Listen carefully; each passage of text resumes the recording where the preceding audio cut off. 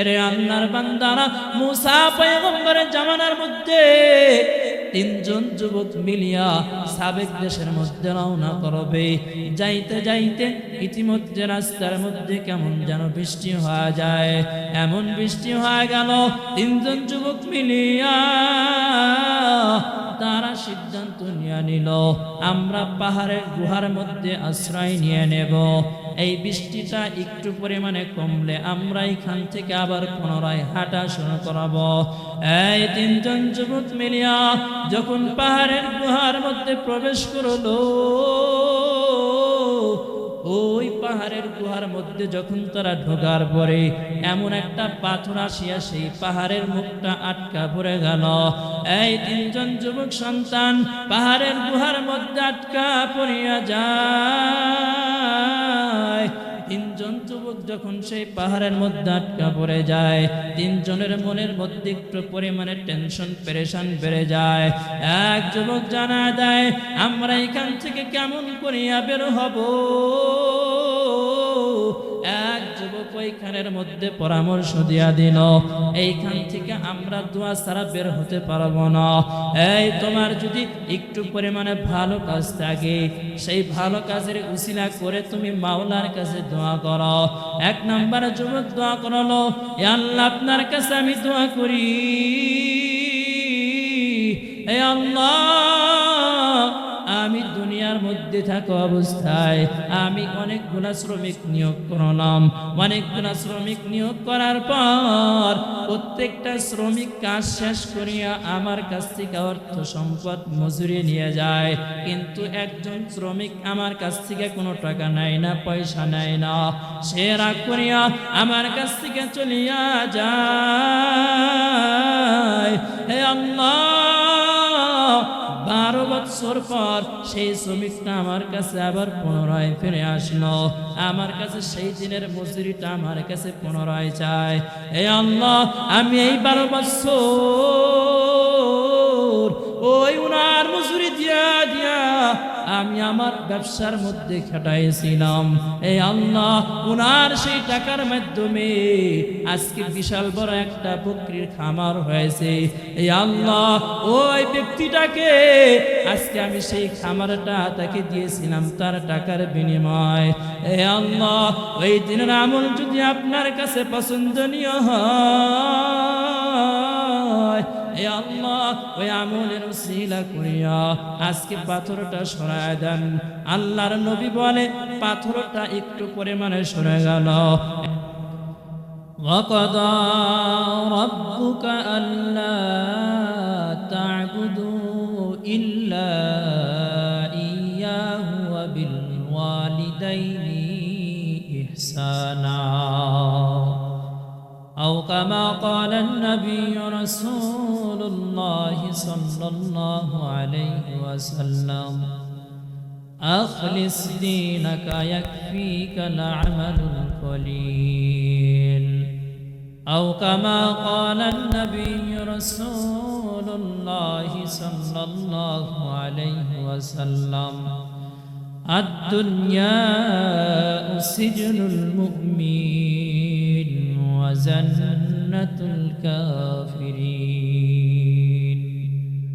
اللهم صل على محمد وعلى آل محمد كما صليت على إبراهيم وعلى آل إبراهيم إنك حميد مجيد.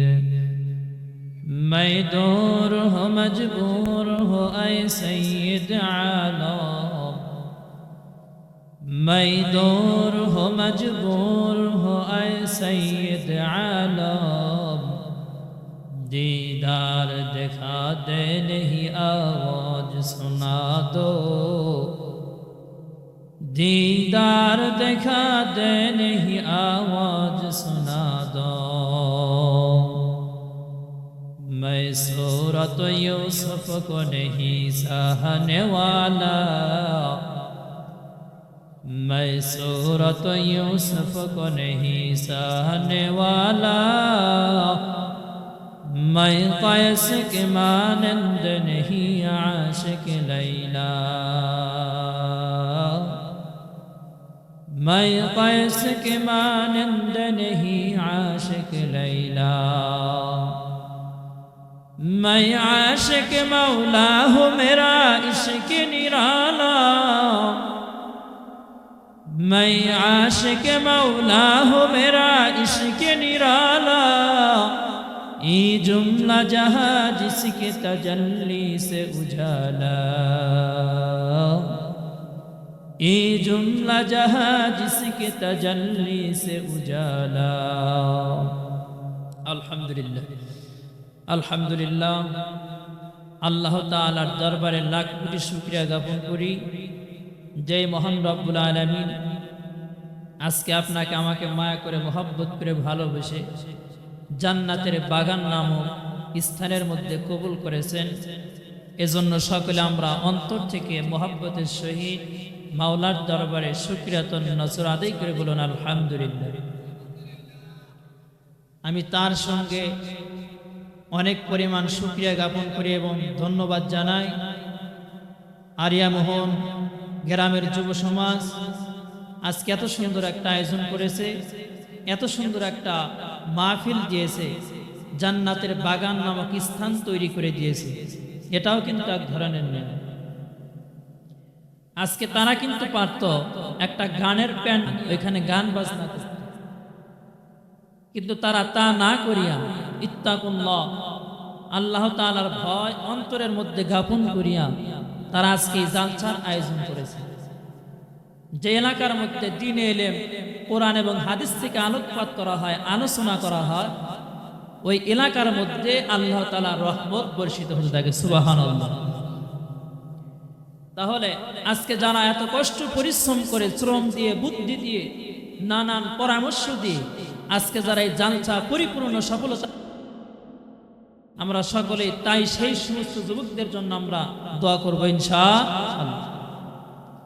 আজকে আলহামদুলিল্লাহ বলে শুকরিয়া আদায় করি যে মহান রব্বুল আলামিন আপনাকে আমাকে মহব্বত করে ভালোবেসে যাচাই বাছাই করে এলাকার মধ্যে থেকে আপনাকে আমাকে কবুল করেছেন। এজন্য আমরা সকলে আবার অন্তর থেকে দিলের সহিত মাওলার দরবারে শুকরিয়াতুন নজর আদায় করে বলুন আলহামদুলিল্লাহ। যাকে না সৃষ্টি করলে আসমান জমিন পাহাড় পর্বত কোনো কিছুই আল্লাহ তাআলা সৃষ্টি করতেন না, যাকে বলা হয় দোজাহানের বাদশা সাইয়্যিদুল মুরসালিন খাতামুন নবিয়্যিন আহমদ মুস্তাফা মুহাম্মদ মুস্তাফা, সেই মহামানবের প্রতি আমরা সকলে অন্তর থেকে দরুদ পড়ি সাল্লাল্লাহু আলাইহি ওয়াসাল্লাম। আসলে আল্লাহ তাআলার নিয়ামত আমার আগে যিনি বয়ান করেছেন আমার ওস্তাদ সমতুল্য মাওলানা শরীফুল ইসলাম সাহেব, উনি আল্লাহ তাআলার নিয়ামত সম্পর্কে ইতি টেনেছিলেন যে আল্লাহ তাআলার নিয়ামত কখনো শুকরিয়া আদায় করে বান্দা কোনোদিন শেষ করতে পারবে না। আমরা কয়টা নিয়ামতের আদায় জ্ঞাপন করব? আমি আপনার শরীর সুস্থ রেখেছেন, আল্লাহ তাআলা ভালো রেখেছেন, এটাও তো এক ধরনের নিয়ামত। আমার আপনার বয়সে আপনার আমার মতো কত মানুষ এখন হসপিটালের বেডের মধ্যে শুয়ে আছে, আছে না নাই? আছে। কিন্তু আমার আপনার দিকে একটা বার যদি লক্ষ্য করে দেখি আল্লাহ তাআলা কত ভালোবেসেছেন, মায়া করেছেন, মহব্বত করে শরীর ভালো রেখে এই জান্নাত নামক বাগানের মধ্যে এসে বসে কিছুদিন এলেম কথা শোনার জন্য তৌফিক দান করেছেন। এটা নিয়ামত কিনা? এটা নিয়ামত না? এটা নিয়ামত। আবার আমাকে আল্লাহ তাআলা আপনাকে আমাকে পরিপূর্ণ মানুষ হিসেবে দুনিয়ার মধ্যে সৃষ্টি করেছেন, এটাও কিন্তু এক ধরনের নিয়ামত। যেই লোকটার হাত নাই ওই লোকটা কিন্তু হাতের মর্ম বোঝে, যেই লোকটার পা নাই ওই লোকটা কিন্তু পায়ের মর্ম বোঝে, যেই ব্যক্তির একটা চক্ষু নাই ওই ব্যক্তিটা কিন্তু চক্ষুর মর্ম বোঝে। লাইন শাকারতুম লাযিদান্নাকুম ওয়া লাইন কাফারতুম ইন্না আযাবি লাশাদীদ। যেই বান্দারা জমিনের মধ্যে নিয়ামত পাওয়ার পর আমি আল্লাহর শুকরিয়া জ্ঞাপন করলো না, আমি আল্লাহ ওই বান্দার নিয়ামত দুনিয়ার মধ্যে থেকে ছিনিয়ে নেব। আর আমার যেই বান্দা দুনিয়ার মধ্যে নিয়ামত পাওয়ার পরে শুকরিয়া আদায় করলো।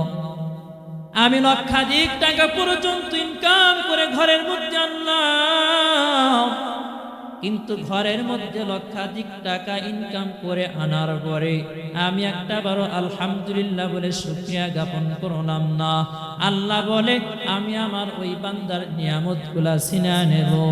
আর যেই বান্দারা 5 টাকাও যদি ঘরের মধ্যে ইনকাম করে আনে, আমি আল্লাহ রাব্বুল আলামিন ওই বান্দার নিয়ামত আমি দ্বিগুণ করে দেই, বৃদ্ধি করে দেই। আমি আল্লাহ তাআলা ওই বান্দার নিয়ামত দুনিয়ার মধ্যে বৃদ্ধি করে দেব। আমি আল্লাহ তাআলা ওই বান্দার প্রতি রহমত দুনিয়ার মধ্যে নাজিল করতে থাকব। সুবহানাল্লাহ। আমরা এমন কোন মানুষ নাই, এমন কোন ব্যক্তি নাই দুনিয়ার মধ্যে টাকা চাই না, পয়সা চাই না, এমন কোন মানুষ নাই এইরকম কম পাওয়া যাবে।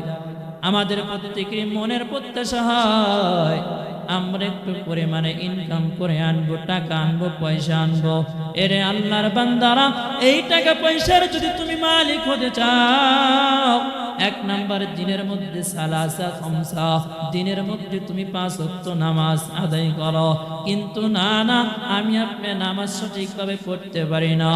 আল্লাহ রাসূল বলে ফজরের আগে 2 রাকাত সুন্নত নামাজ কেউ যদি দুনিয়ার মধ্যে একটু পরিমাণ ধন সম্পদ বৃদ্ধি করতে চায়, বাড়াইতে চায়, সে যেন কখনো ফজরের আগে 2 রাকাত সুন্নত নামাজ কোনোদিন না ছুটিয়া দেয়। বলে কি পরিমাণ মর্ম হাদিসের মধ্যে আসছে। হাদিসের ভাষায় বলা হয় ফজরের 2 রাকাত সুন্নত নামাজের সমতুল্য সারা দুনিয়াও যদি এক করা হয়, ফজরের 2 রাকাত সুন্নত নামাজের সমতুল্য হবে না। সুবহানাল্লাহ।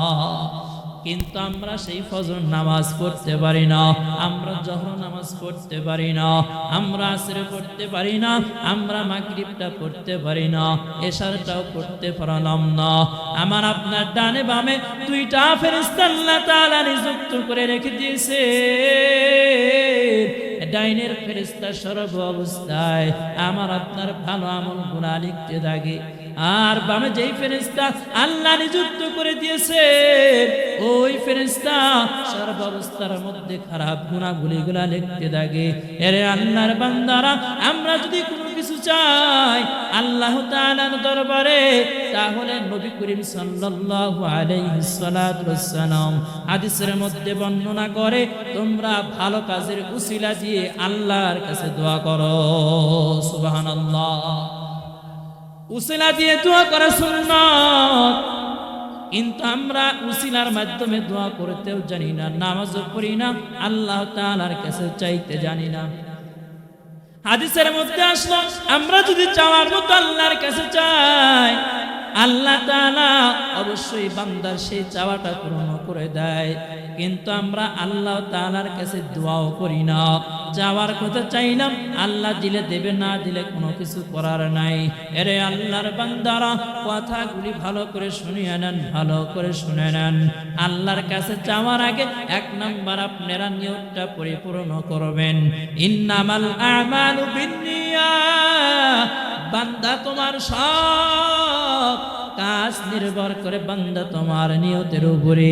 যার নিয়ত যত ভালো তার ফলাফল ততটাই ভালো হবে। এরে আল্লাহর বান্দারা, মুসা পয়গম্বরের জামানার মধ্যে 3 জন যুবক মিলিয়া সাবেক দেশের মধ্যে রওনা করবে। যাইতে যাইতে ইতিমধ্যে রাস্তার মধ্যে কেমন যেন বৃষ্টি হয়ে যায়, এমন বৃষ্টি হয়ে গেল 3 জন যুবক মিলিয়া তারা সিদ্ধান্ত নিয়ে নিল আমরা পাহাড়ের গুহার মধ্যে আশ্রয় নিয়ে নেব। এই বৃষ্টিটা একটু পরিমাণে কমলে আমরা এখান থেকে আবার পুনরায় হাঁটা শুরু করব। এই 3 জন যুবক মিলিয়া যখন পাহাড়ের গুহার মধ্যে প্রবেশ করলো, ওই পাহাড়ের গুহার মধ্যে যখন তারা ঢোকার পরে এমন একটা পাথর আসিয়া সেই পাহাড়ের মুখটা আটকা পড়ে গেল। এই 3 জন যুবক সন্তান পাহাড়ের গুহার মধ্যে আটকা পড়িয়া যায়। 3 জন যুবক যখন সেই পাহাড়ের মধ্যে আটকা পড়ে যায়, তিনজনের মনের মধ্যে একটু পরিমাণে টেনশন পেরেশান বেড়ে যায়। এক যুবক জানা দেয়, আমরা এখান থেকে কেমন করিয়া বের হব? এক যুবক ওইখানের মধ্যে পরামর্শ দিয়া দিল, এইখান থেকে আমরা দোয়া ছাড়া বের হতে পারবো না।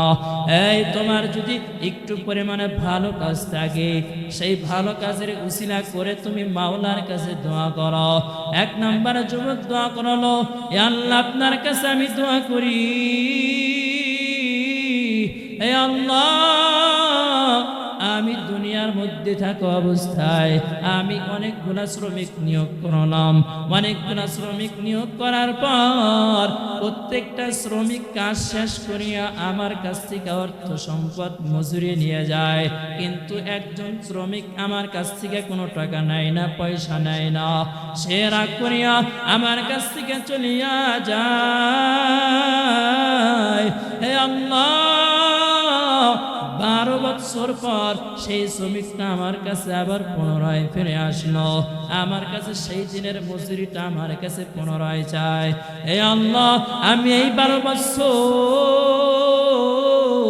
ওই উনার মজুরি দিয়া দিয়া আমি আমার ব্যবসার মধ্যে খাটাইছিলাম। এই আল্লাহ, উনার সেই টাকার মাধ্যমে আজকে বিশাল বড় একটা বকরির খামার হয়েছে। এই আল্লাহ, ওই ব্যক্তিটাকে আজকে আমি সেই খামারটা তাকে দিয়েছিলাম তার টাকার বিনিময়।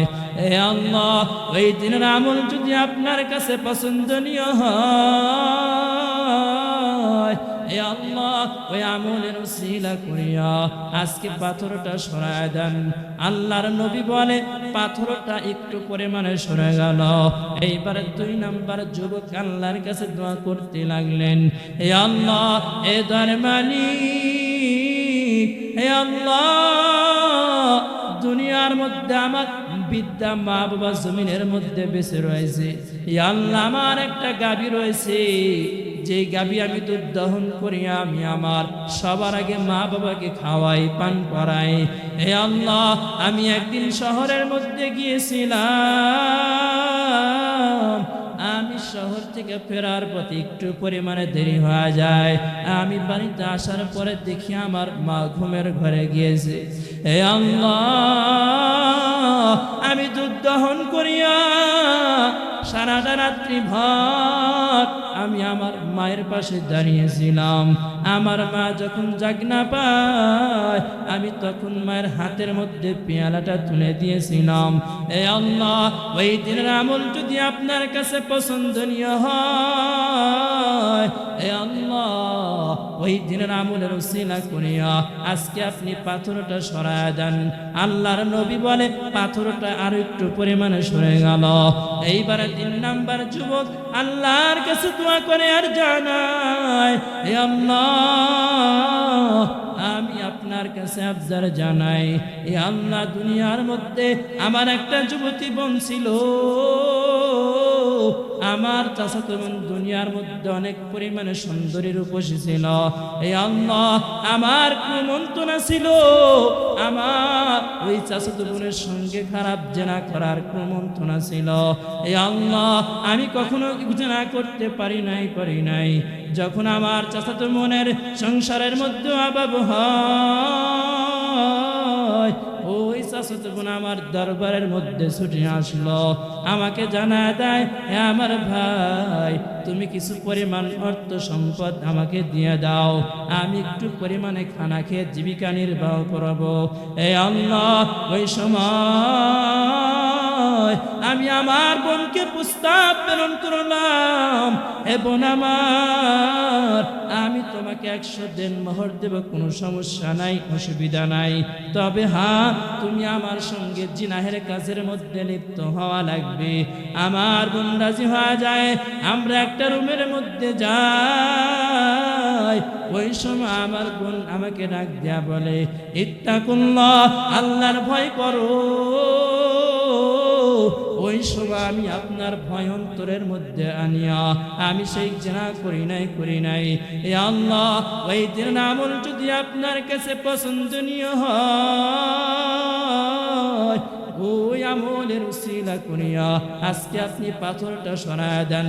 আল্লাহ তাআলা সঙ্গে সঙ্গে পরিপূর্ণ পাথরটা সরায় দেয়। সুবহানাল্লাহ। কাদের কুদরত দারি বরকামাল আন্তা রব্বি আন্তা হাসবি জুল জালাল তুহি কাদের জলিলুল্লাহ জাহাদা বহর হারে তুহি মেরা নিগহদা। এরে আল্লাহর বান্দারা, আল্লাহ তাআলার কাছে উসিলার মাধ্যমে দোয়া করো। আল্লাহ তাআলার কাছে তুমি কোনো কিছু উসিলা দিয়ে দিয়ে আবদার জানাও। এ আল্লাহ, এ দয়ার মালিক, আমি জানি আমার মতো গুনাহগার জালিম বান্দা দুনিয়ার মধ্যে আর একটা কেউ হতে পারে না। এ আল্লাহ, আমি জানি আমার মতো গুনাহগার আর কেউ হতে পারে না। এ আল্লাহ, আমি এমন কোনো গুনাহ নাই করি নাই। এ আল্লাহ, আমি এমন কোনো খারাপ কাজ নাই করি নাই। তওবার মতো যদি আমি আপনি মাওলার দরবারে তওবা করতে পারি, আল্লাহ তাআলা অবশ্যই দোয়া কবুল করে নেবেন, ঠিক কিনা?